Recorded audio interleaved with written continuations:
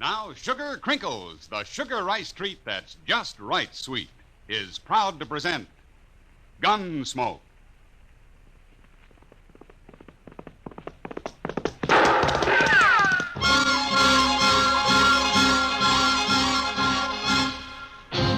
Around Dodge City and in the territory on West, there's just one way to handle the killers and the spoilers, and that's with a U.S. Marshal and the smell of gun smoke.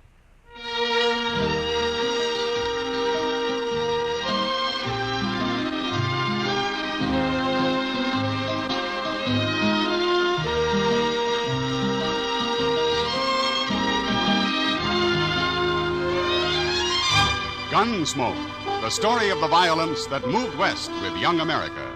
The story of a man who moved with it. Matt Dillon, United States Marshal. Take it easy, Mom. You know your young folks are going to eat when you give them sugar crinkles for breakfast. Yes, boys and girls love sugar crinkles. And no wonder. It's the sugar rice treat that's just right sweet. Makes breakfast more fun than a circus. Now, the reason sugar crinkles suit young folks to a T is this. Some sugar-coated cereals they've tried seem too sweet. Others don't seem sweet enough. But when they dip their first spoonful of sugar crinkles, they've discovered a sugar-coated cereal that's just right sweet. And say, those young folks of yours love to dip into the pack and eat sugar crinkles as a snack, too. So better get several packages. And now, Gunsmoke, starring William Conrad.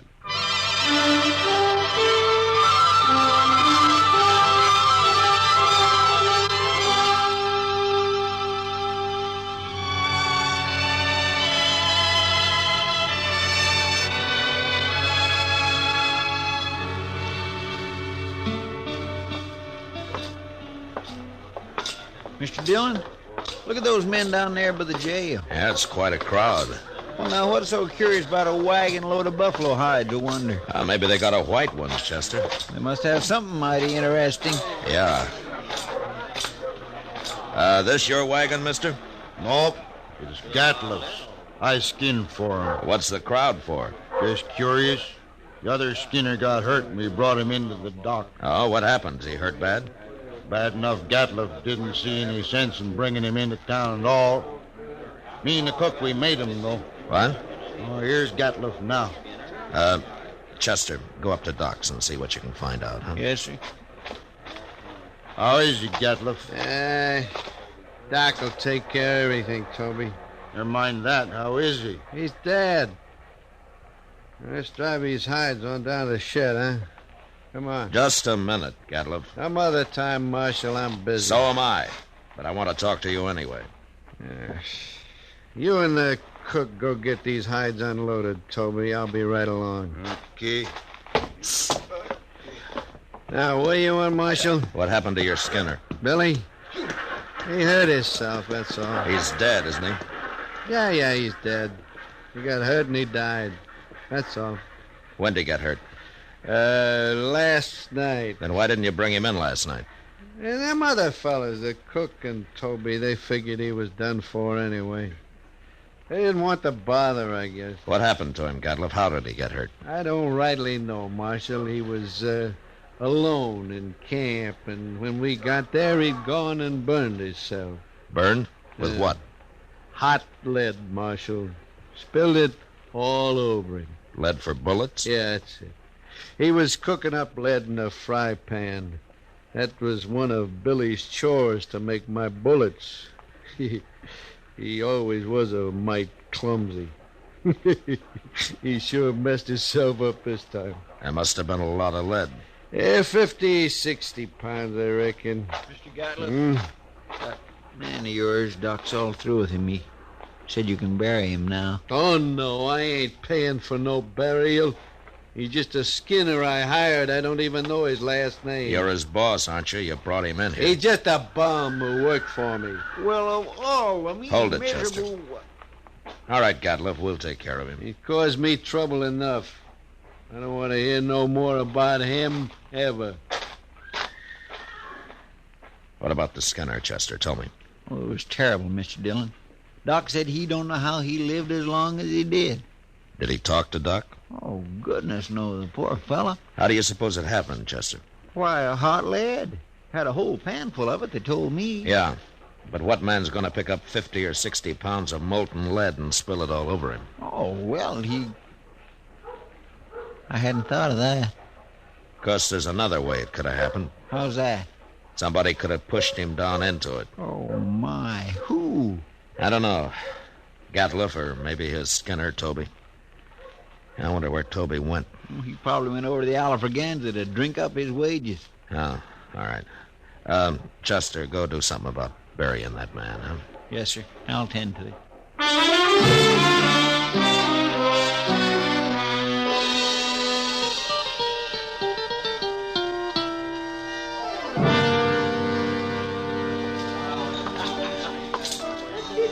Hello, Toby. Huh? Oh, hello, Marshal. Sam. Yeah. Set out a bottle of rye and another glass, huh? Sure, Marshal. I'll, buy you a drink. You will? Well, sure, Marshal, sure.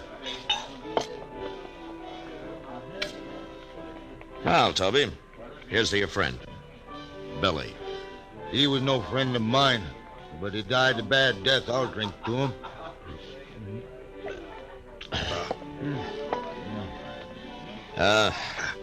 Tell me something, Toby. How did he and Gatliff get on? You notice Gatliff's eyes, Marshal? I did. He's got powder specks shot into them. They look like turkey eggs. Yeah. You don't get on with a man like that. How come I've never seen him in Dodge before? A man's greedy, Marshal. He's downright wicked about money. He figures he can save time, make more money by selling his hides to buyers' agents on the prairie. He gets less out there, but he can kill and sell more that way. Well, he came in with a load of hides today. Just 'cause we made him come in with Billy. Oh. Tell me about the accident, Toby, huh? Well, thanks. Billy was melting lead in a fry pan, and the way I figured, he must have tripped somehow and fallen smack into it. When we rode in, we found him rolling around on the ground. That's all I know. When who rode in? Me and the cook. Well, where was Gatliff? Oh, he went in just ahead of us. How long ahead of you? Not long, maybe 20 minutes. Ah. And then he found Billy first, is that it? Yeah, so he did. I hadn't thought of that before, Marshal. So that's why you've been asking so many questions. Well, I wasn't sure, Toby. But I expect you're telling the truth. The cook would back up your story, imagine. Sure. I'm telling the truth. So that's what happened. Gatliff killed him. He murdered him. Any idea why he would? Sure I do. He killed Billy so he wouldn't have to pay him his wages due. We've been out 4 months. He must have owed Billy $700-800. Uh-huh. Are you going back out on the prairie with him? I ain't afraid of him. But I'll be sleeping with one eye open from now on. And if you let on you're suspicious, he'll sure try to kill you. Not me. He can do his killing on somebody else. You'll be leaving in the morning, I suppose, huh? About dawn, I reckon, soon as Gatliff hires new Skinner. Uh-huh. Well, the bottle's yours, Toby, and good luck. Oh, I sure do thank you, Marshal.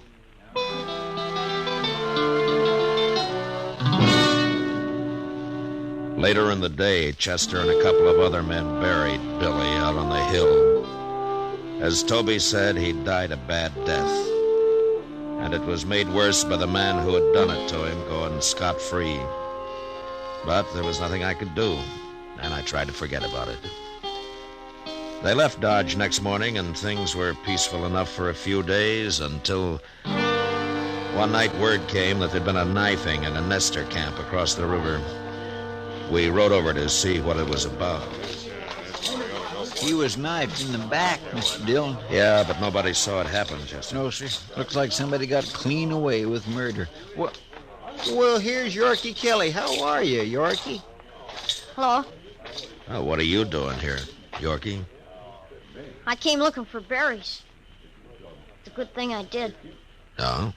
What do you mean? I saw that man get stabbed. What? You did? I heard them arguing, and I sneaked up just after he'd done it. They were all alone. Well, who did it, Yorkie? Did you recognize him? I never saw him before. Well, what did he look like?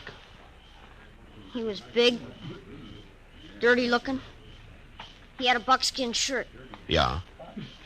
What, anything else? He had funny eyes, Marshal. They had spots in them. Oh. Chester? Gatliff. Well, how in the world could you ever sneak up close enough to see his eyes, Yorkie? I lived with the Arapahoes. Yeah. By golly, that's right. You know who did it, Marshal? Well, I do now, Yorkie. Thanks to you. I hope you catch him. I gotta get back. Moss Grimmett's waiting for me. So long, Yorkie. I guess it was Gatliff, all right, Mr. Dillon. Yeah. Seemed like a dangerous kind of a man to be running loose. I got him now, Chester. As soon as I find him. Oh, I hope so, Mr. Dillon. I certainly do hope so.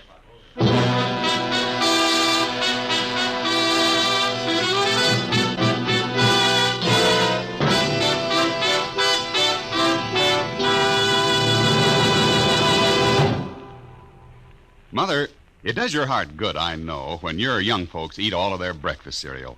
And that's why I'm so happy to tell you about new Sugar Crinkles. Sugar Crinkles, you know, is the sugar rice treat that's just right sweet. Crisp golden nuggets of sugar-coated rice. They make breakfast more fun than a circus. Why, young folks love Sugar Crinkles so much, they disappear like magic. Now, you've had experience with sugar-coated cereals that seem too sweet to you, and others that just don't seem sweet enough to the youngsters. Well, what a wonderful surprise Sugar Crinkles will be to your whole family. For new Sugar Crinkles really are just right sweet. Remember, Sugar Crinkles make great snacks, too. Better get several packages. For your breakfast or a snack, you love Sugar Crinkles. Sugar Crinkles can't be beat. Sugar ice treat that's just right sweet. With milk for the breakfast joy. As a snack from the pack, oh boy! Can't be beat, just right sweet. Sugar Crinkles, good to eat. Now back to Gunsmoke.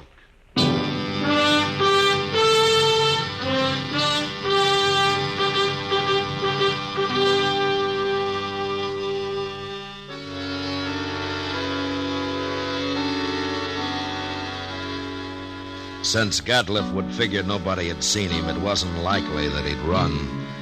And anyway, there wasn't much sense in trying to track him down in the dark. So Chester and I didn't start out until the next morning. Ordinarily, a man could ride into the prairie and disappear, but with Gatliff, it was a little different. At least we knew he'd be somewhere around Buffalo. It was late afternoon before we reached good hunting grounds, and almost dark when we spotted the first hunter's camp. On over to the fire, stranger. Well, thank you. Supper'll be ready soon. Hey, cook, throw some more tongue in that stew pot. Yo, Pete. If you don't like buffalo tongue, you'll go mighty hungry in this camp. Thanks, mister. Hey, you're a lawman. Matt Dillon, a U.S. Marshal. My name's Tom Mercer. This is Chester Proudfoot. Mr. Mercer. Howdy. Supper'll take a little longer yet. Anyway, my Skinners won't be in for a while. Sit down. Thank you. Well, how you doing? Oh, fair, Marshal, fair. I killed over 100 today. Been here long? About a month. I'll move on a couple of weeks. I don't know, Marshal. I figure this whole southern herd's going to be clean wiped out for long. Next year, I'm going to Dakota. Too many hunters, maybe. Huh? That's just it. That's it exactly. Have you seen any in the last day or two? Just who you looking for, Marshal? A fellow by the name of Gatliff, a big man, speckled eyes. What's they done? You know him? No, I don't. Nobody's come near us in over a week. Yeah. You're not much help, then. Except for that stew the cook's making. Oh, you're like that. We're having dried apples, too. I mighty near could eat a buffalo raw, the entire beast. Hey, you must be part Injun. Well, no, I sir. seen one of them eat a whole liver raw. Aw. Yes, he got propped up against a tree and ate every bit of it. And then went sound asleep right there in the sun. He was sure some sight. Heard you ever get that close to an Indian? Oh, Indians ain't always bad. No, that's true. But they're going to get real hungry when the herd's gone. That's so, Marshal. That's surely so. That's what makes them mad. Well, don't you think that's reason enough? Fella told me a couple of weeks ago he run into a bunch west of here. They was looking for scalps, all right, too. Oh, hey, here comes my skinners. Now we can get outside of some of that stew. Fine. Don't you ever feed this man, Marshal? Only when he works, Mercer. Oh, now, Mr. Dillon.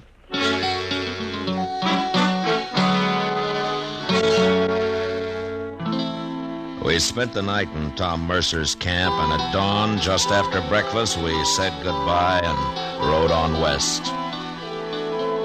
In the next 2 days, we met plenty of hunters, but we didn't find Gatliff.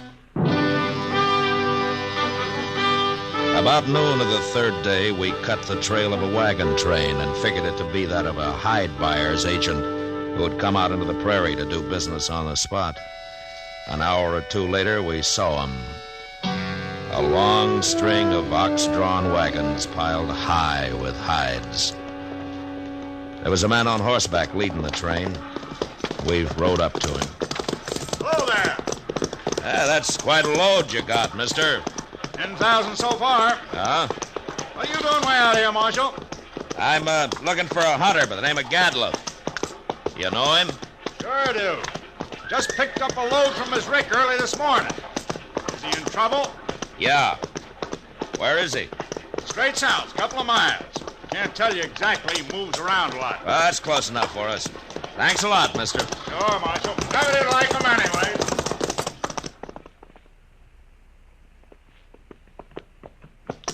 There's an empty rick. That must be it. Yeah. But he's moved his camp. Not far, if it was just this morning. Chester. What's that out there? Where at? It looks like a man. Come on. Fella.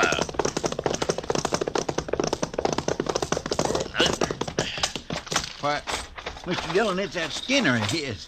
Yeah. Get some water, Chester. Yes, sir. Toby, can you hear me? He's been shot, Chester. Here's the water. Yeah.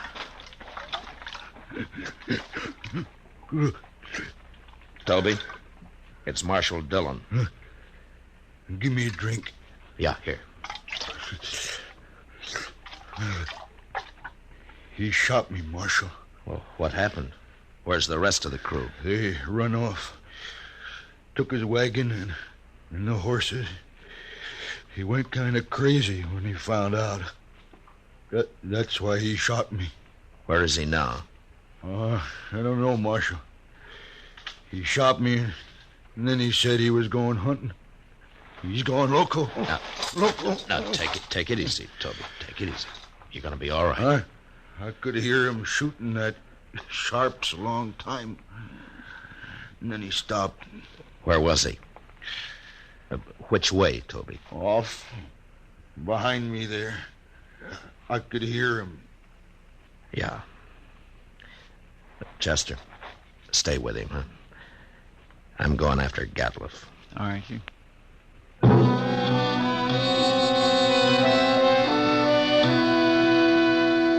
Off in the direction Toby had indicated, there lay a large, isolated hollow surrounded by low ridges.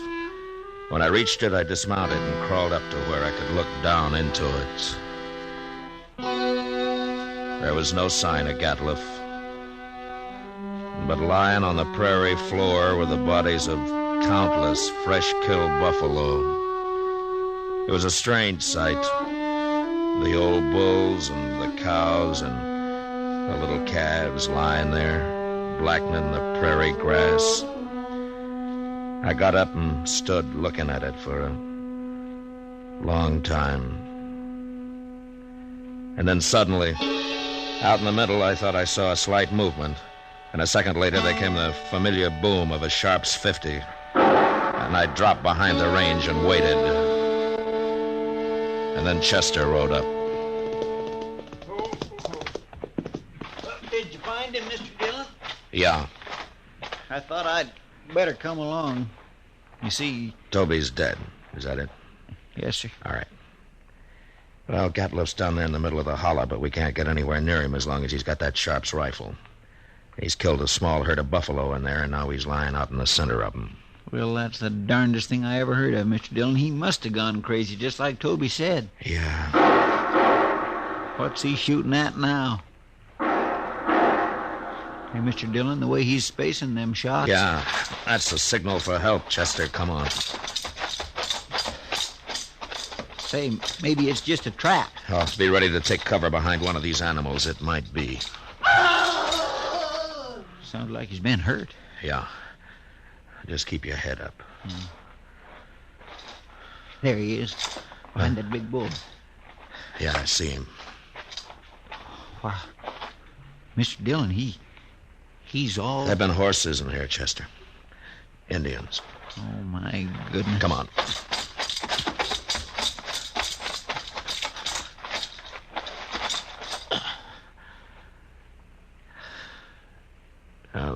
That was his last effort, Chester. He's dead now.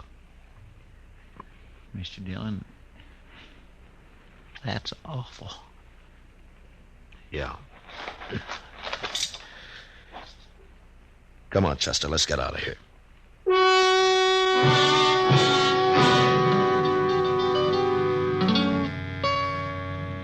I don't know how the Indians caught Gatliff. He'd gone a little mad, and maybe that made it easy for him. But they'd finally got themselves a buffalo hunter. And into their unbelievably savage torture of him had gone all the hatred and desperation of a race being slowly starved and driven from their homeland. And then they'd put him there, surrounded by his own bloody slaughter, and they'd gone off with a gesture of contempt, leaving his rifle and his ammunition by his side. And having seen what they did to him, I'll never know how he managed to fire even one of those shots. For all of his evil, Gatliff had died harder than any man I'd ever seen. Chester and I rode back to Dodge, and it was never mentioned between us again.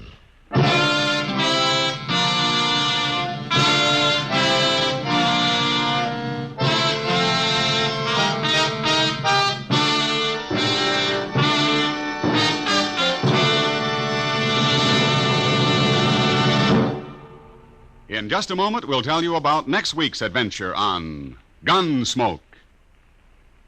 You know, what you are tomorrow depends on what you eat today. So, Mother, be sure that the big and little Indians at your house always eat a good breakfast. And tell me, what could be better for breakfast than Post Toasties? Post Toasties, you know, are the heap good cornflakes. The best thing that's happened to corn since the Indians discovered it.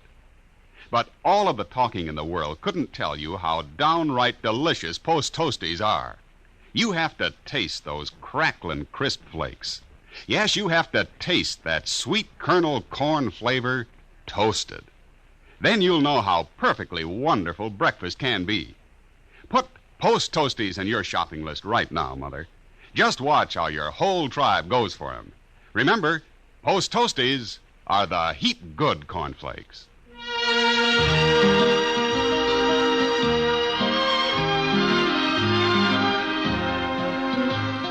Gunsmoke, under the direction of Norman MacDonald, stars William Conrad as Matt Dillon, U.S. Marshal. Tonight's story was written especially for Gunsmoke by John Meston, with music composed and conducted by Rex Corey. Featured in the cast were Tom Tully, John Daner, Richard Beals, Jack Edwards, and Louis Jean Height. Parley Bear is Chester. Ken Peters speaking. Join us again next week as Matt Dillon, U.S. Marshal, meets a killer at a stage station during his fight to bring law and order out of the wild violence of the West in Gunsmoke.